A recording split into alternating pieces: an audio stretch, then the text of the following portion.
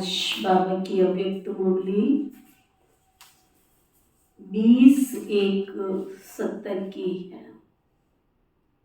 24/170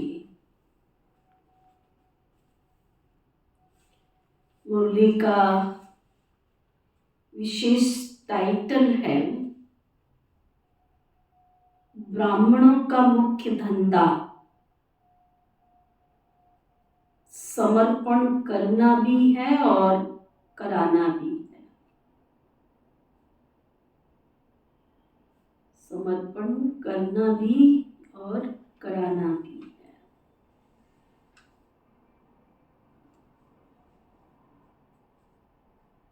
तो बाबा बता रहे हैं अपने जीवन की नैया किसके हवाले की है। बाबा के सामने जो बच्चे बैठे हैं, बच्चों ने जवाब दिया, शिव बाबा के श्रीमत पर पूर्ण रीति से चल रहे हो क्या। बाबा ने अगला प्रश्न पूछा कि जो बाबा ने श्रीमत दी है उस श्रीमत पर पूर्ण रीति चल रहे हो क्या। श्रीमत पर चलना अर्थात हर कर्म में अलौकिकता लाना। शिव बाबा के वर्षे का पूरा अधिकारी अपने को समझते हो।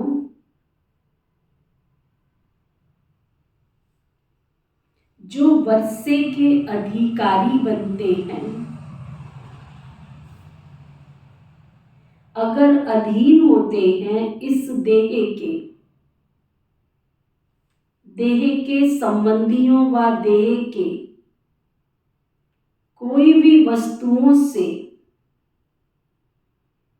तो ऐसे अधीन होने वाले कभी अधिकारी नहीं हो सकते।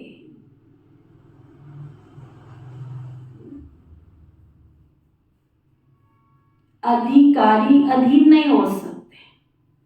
बाबा ने कितनी अच्छी बात बताई कि मानो अगर हम देह के और देह के संबंधी किसी व्यक्ति, किसी वस्तु, किसी वैभव के अधिकारी हैं, अधीन हो गए हैं उनके बिना हम चल ही नहीं सकते। तो बाबा कहते फिर बाप के वर्षे के अधिकारी भी नहीं बन सकते। चाहे तो दुनिया में चले जाओ या तो दुनिया के हवाले हो जाओ या अपने आप को राम हवाले कर दो। दो में से एक तरफ तो जाना पड़ेगा। तो हमेशा ये चेक करना, सदैव अपने को अधिकारी समझने से कोई भी माया के रूप के अधीन बनने से बच जाएंगे। अगर बाबा के अधिकारी ही बच्चे बन के चलेंगे तो माया की अधीनता से बच जाएंगे। सदैव अपने को चेक करो कि अलौकिक कर्म कितने किए हैं और लौकिक कर्म कितने किए हैं। सुबह से शाम तक अपने कर्मों की चेकिंग करो कि लौकिक कर्म कितने किए और अलौकिक कर्म कितने किए। अलौकिक कर्म औरों को अलौकिक बनाने की प्रेरणा देंगे। अगर आप अलौकिक में कर्म करते हो, अलौकिक का ध्यान रखते हो, अलौकिकता की तरफ आपका ध्यान है, तो आपके कर्म भी क्या करेंगे, दूसरों को भी प्रेरणा देने के निमित्त बनेंगे। सभी ने ये लक्ष्य रखा है कि हम सभी ऊंचे से ऊंचे बाप के बच्चे, ऊंचे से ऊंचा राज्य पद प्राप्त करेंगे। हम सभी कौन है? ऊंचे से ऊंचे बाप के बच्चे, ऊंचा राज्य पद प्राप्त करेंगे।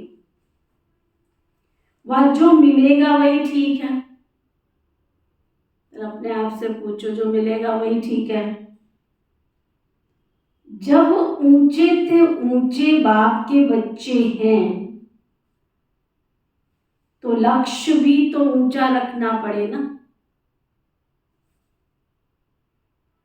जब अविनाशी आत्मिक स्थिति में रहेंगे तभी अविनाशी सुख की प्राप्ति होगी।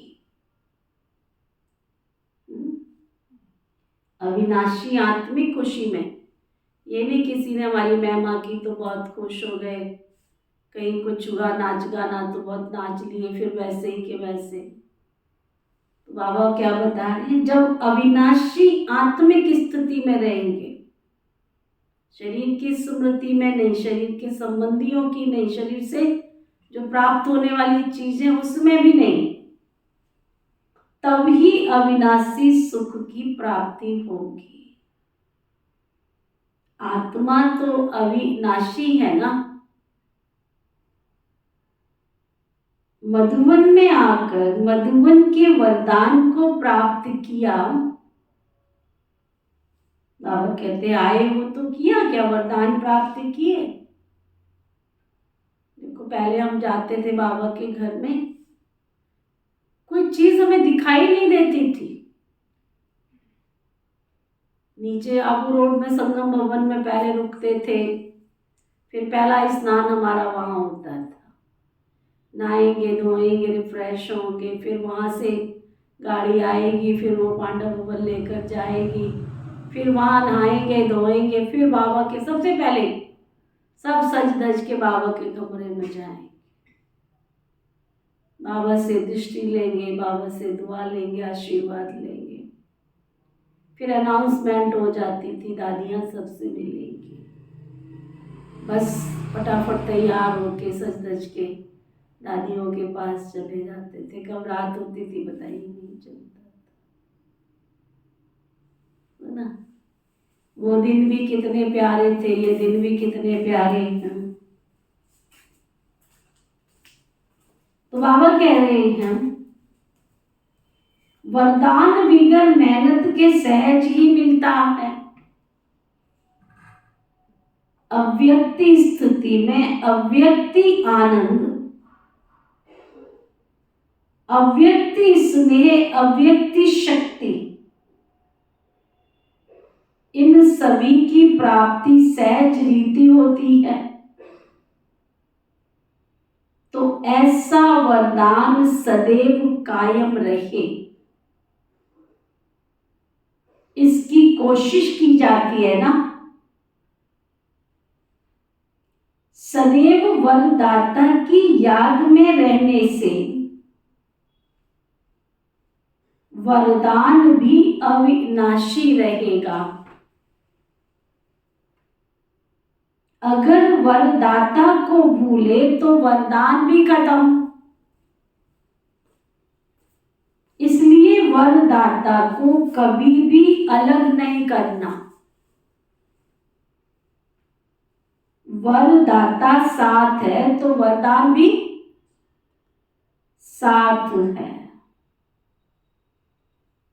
सारी सृष्टि में सभी से प्रिय वस्तु, सारी सृष्टि में सभी से प्रिय वस्तु कौन सी है? श्री बाबा है ना। वही है तो उनकी याद भी स्वतः ही रहनी चाहिए। और कुछ जरूर बाबा कहते, जबकि प्रिय में प्रिय एक ही है तो फिर उसको भूलते क्यों? जब सारी दुनिया में प्रिय थे प्रिय है ही एक, तो फिर उसको भूलते क्यों? जरूर कुछ और याद आता होगा। कोई भी बात बिना कारण के तो नहीं होती है ना। विस्मृति भी, विस्मृति का भी कारण है। विस्मृति के कारण प्रिय वस्तु दूर हो जाती है।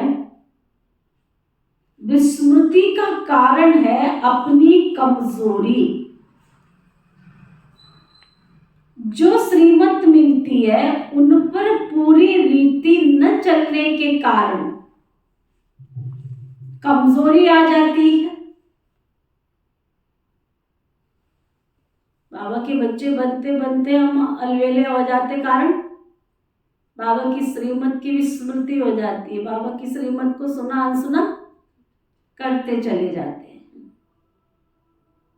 जो श्रीमत मिलती है उस पर पूरी रीति न चलने के कारण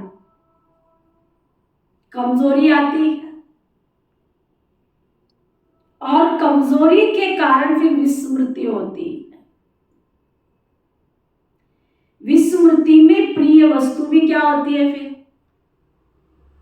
जब विस्मृति हो ही गई है तो फिर भूल जाते हैं। इसलिए सदैव कर्म करने के पहले श्रीमत की स्मृति रख फिर हर कर्म करो। बाबा की सारी श्रीमत को सामने रखो तो फिर वह कर्म अति श्रेष्ठ होगा। श्रेष्ठ कर्म से श्रेष्ठ जीवन स्वतः ही बनती है। इसलिए हर कार्य के पहले अपनी चेकिंग करनी है। कर्म करने के बाद चेकिंग करने से तो उल्टा कर्म हो गया ना, उसका तो और ही विकर्म बन गया। बाबा कहते हैं आपने कोई श्रीमत की अवज्ञा की और फिर कर्म किया तो और ही विकर्म बन जाएगा। इसलिए पहले कोई भी कर्म करो तो उसको चेक करो, चेकिंग करो, फिर कर्म करो।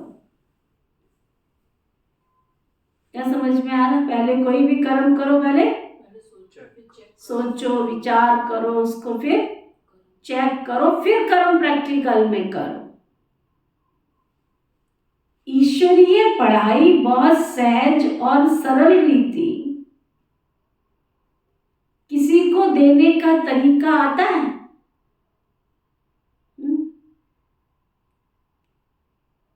एक सेकंड में किसको बाप का परिचय दे सकते हो? क्या कह रहा हूं? दे सकते हो? जितना औरों को परिचय देंगे उतना ही अपना भविष्य प्रारब्ध बनाएंगे। आप परिचय दोगे तो आपकी प्रारब्ध बनेगी ना भविष्य की। यहां देना और वहां लेना तो गोया लेना ही है ना। जितना देते रहो उतना समझो हम लेते रहते। तो ना, जितना बाबा का परिचय अनेक आत्माओं को दोगे उतना आपका अकाउंट तो बढ़ता जा रहा है ना, आपका तो जमा हो रहा है ना। इस ज्ञान का भी प्रत्यक्ष फल और भविष्य प्रारब्ध प्राप्ति का अनुभव करना वर्तमान के प्राप्ति के आधार पर ही भविष्य को समझ सकते हो। वर्तमान अनुभव भविष्य को स्पष्ट करता है ना। अपने को किस रूप में समझकर चलते हो? बाबा पूछ रहा है। जब कर्म क्षेत्र पर आते हो तो किस रूप में समझकर चलते हो? मैं शक्ति हूं, जगत की माता हूं, ये भावना रहती है। मैं शक्ति हूं, मैं जगत की माता हूं ये भावना रहती। जो जगत माता का रूप है उसमें जगत का कल्याण रहता है। शिव शक्ति रूप में कोई भी कमजोरी नहीं रहेगी। जब मैं हुई शिव शक्ति तो शक्ति माना संपूर्णता की निशानी है, शक्ति माना कमजोरी थोड़ी। तो मैं जगत माता हूं, मैं शिव शक्ति हूं। ये दोनों रूप स्मृति में रखना, तब माया जीत बनेगी और विश्व के कल्याण की भावना से कई आत्माओं के कल्याण के निमित्त बनेंगे। नष्टो हुआ संबंध से वह अपने शरीर से बने हो? बाबा पूछ रहे हैं। अपने शरीर से नष्टो हुआ संबंध से नष्टो हुआ बने हो? नष्टो मोहा की लास्ट स्टेज कहां तक है? जितना नष्टो मोहा बनेंगे उतना स्मृति स्वरूप बनेंगे। तो स्मृति को सदा कायम रखने के लिए साधन है नष्टो मोहा बनना। नष्टो मोहा बनना तो सहज है ना, या मुश्किल है? जब अपने आप को समर्पण कर देंगे तो फिर सभी कुछ सहज होगा। अगर समर्पण न करके अपने ऊपर रखते हो ना तो मुश्किल भासता है। सहज बनाने का मुख्य साधन है समर्पण करना। बाप को जो चाहिए वो करावे। हम तो बाबा की सेवा में हाजिर हैं, जो बाबा को कराना है करावे। उसके बाद सोचना थोड़ी क्या होगा क्या नहीं होगा।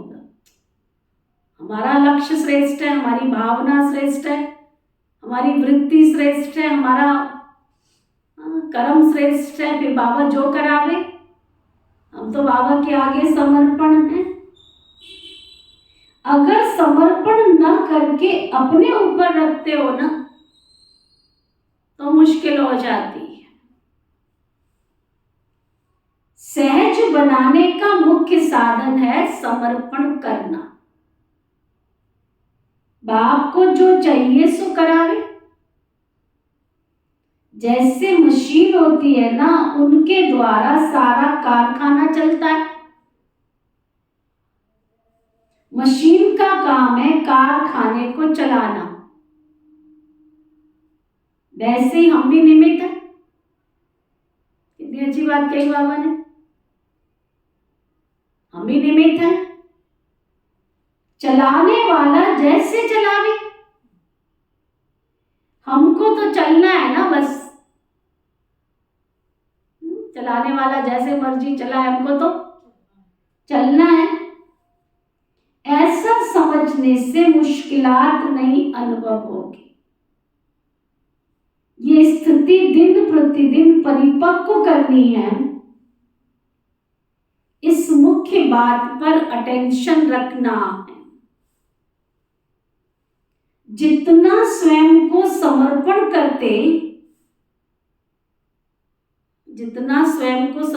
करते हैं बाबा के आगे, उतना ही बाप भी उन बच्चों के आगे समर्पण होते हैं।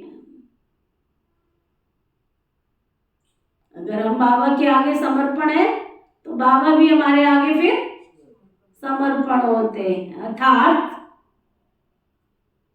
जो बाप का खजाना है वो स्वतः ही उनका बन जाता है। जो गुण अपने में होता है ना, वह किसको देना मुश्किल क्यों लगता है? समर्पण करना और कराना यही ब्राह्मणों का धंधा है। जो है ही ब्राह्मणों का धंधा तो ब्राह्मणों के सिवाय और कौन जानेंगे। जैसे बाप थोड़े में राजी नहीं होता, बच्चों को भी थोड़े में राजी नहीं होना चाहिए। निश्चय क्या होता है?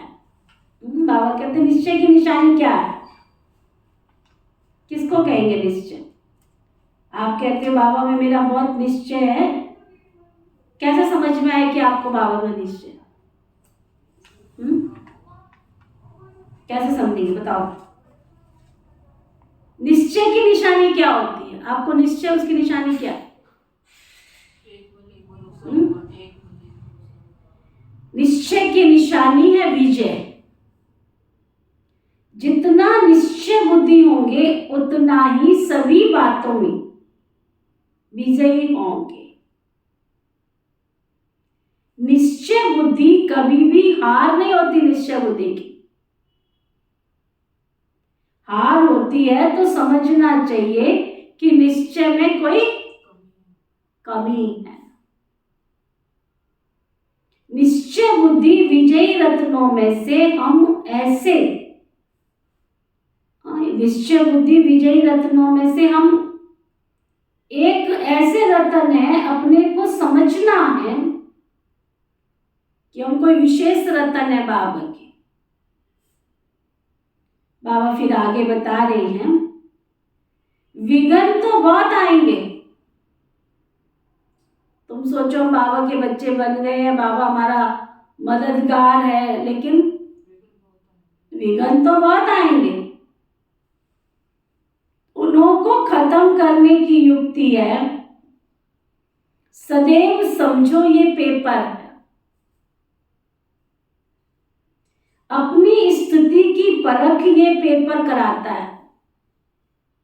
जब समस्याएं आएंगी, पेपर आएंगे, तभी पता लगेगा ना कितनी स्टेमिना जमा किया है, कितनी ताकत जमा की है।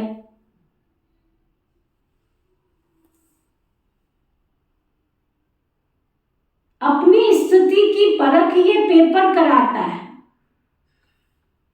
कोई भी विघ्न आए तो उनको पेपर समझकर पास करना है। बात को नहीं देखना, लेकिन पेपर समझना। पेपर में भी भिन्न भिन्न क्वेश्चंस होते हैं ना। कभी कभी मनसा का, कभी लोक लाज का, कभी संबंध का, कभी देशवासियों का क्वेश्चन तो आएगा। कभी मनसा में तूफान आ जाएंगे, कभी शहर का आ जाएगा, कभी संबंधियों का आ जाएगा। परंतु इसमें घबराना नहीं, गहराई में जाना है। वातावरण ऐसा बनाना चाहिए जो न चाहते हुए भी कोई खींच आवे अंदर से। जितना खुद अव्यक्त वायुमंडल बनाने में बिजी रहेंगे, उतना स्वतः ही सभी होता रहेगा। जैसे रास्ते जाते कोई खुशबू आती है तो दिल होती है ना जाकर देखे, क्या है यहाँ, कहां से खुशबू आ रही है। एक भाई ने अपना अनुभव सुनाया, कहता मैं रोज इस रास्ते से जाता था तो मुझे खुशबू आती थी। राजस्थान का था कोई भाई, और नीचे जैसे अपना क्लासरूम में, बाबा का रूम में जैसे, तो वह अगरबत्ती लगाती होंगी बहनें सुबह। आजकल थोड़ा अगरबत्ती बंद की है, स्प्रे वगैरह कर देते हैं। पहले तो बहुत, अभी भी कई सेंटर्स पर रोज सुबह अगरबत्ती लगती है। तो उसको रोज बहुत खुशबू आती थी, बहुत सुंदर खुशबू आती थी। एक दिन उसका मन किया ये खुशबू आती कहाँ से, जाकर के तो देखूं अंदर कहाँ पर है। रोज इस टाइम पे खुशबू आती। जब वो अंदर गया तो भाई बहन सब योग में बैठे हुए थे, योग कर रहे थे। वो भी जाके बैठ गया, उसको बड़ी शांति का अनुभव हुआ। फिर दीदियाँ उससे मिली, कोर्स किया, बाबा का बच्चा बन गया। उसको खुशबू ही बाबा का बच्चा बना दिया खुशबू ने।